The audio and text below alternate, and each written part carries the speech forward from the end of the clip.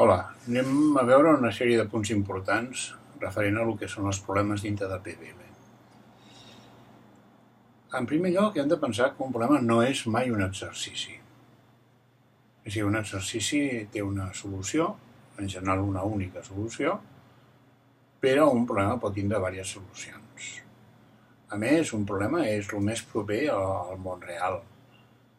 Quan tu vols fer qualsevol cosa, com demanar un préstec, comprar una moto, canviar-te de comprar roba, o qualsevol de les accions que fa un alumne, això representa un problema que té diverses alternatives, té diverses solucions.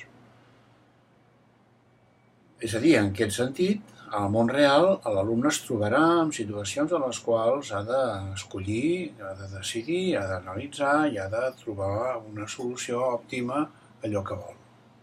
En aquest sentit, a nosaltres ens interessa que l'alumne treballi en problemes en quan són situacions que d'alguna manera estan o poden ser properes al seu món real. Les solucions dels problemes del món real sovint són el que nosaltres diem foscos o dintre d'un núvol de possibilitats en el qual ens interessa que quan nosaltres posem un problema l'alumne hagi de pensar què és el que realment passa, què és el que realment se li demana. Aquest seria el primer punt referent a problemes. Veure quines alternatives, quines possibilitats, quines interpretacions hi ha del problema. Veurem quan resolem els problemes que al llarg del procés de solució aquest punt és molt important. El segon punt que cal tindre molt en compte referent a problemes és el fet de que hi ha diverses possibilitats de resoldre un problema. És a dir, hi ha el que són els objectius d'aprenentatge que en principi el professor creu que són uns, però que és possible que els alumnes escollin uns altres objectius per resoldre el problema o situació o repte en el qual nosaltres l'estem posant.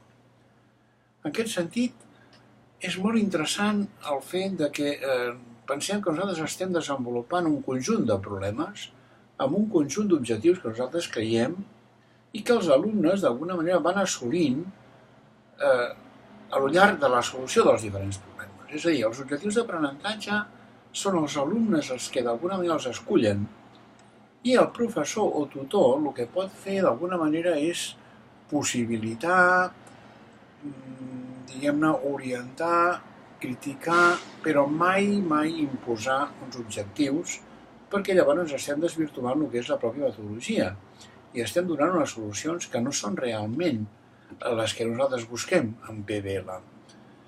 És important aprendre a analitzar els problemes i veure les diferents possibilitats que tenen. El mateix problema el podem enfocar a primària o el podem enfocar a batxillerat o a FP, sempre i quan el perfilem, l'adaptem i el posem en el lloc que nosaltres el volem fer servir.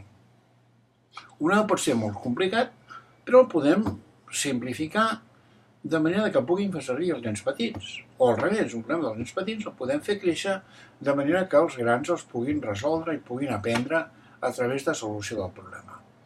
En aquest sentit és important analitzar i pensar amb deteniment els problemes que nosaltres ens plantegem per fer-los útils dins de la metodologia PBL o ADP, com vulgueu. Moltes gràcies.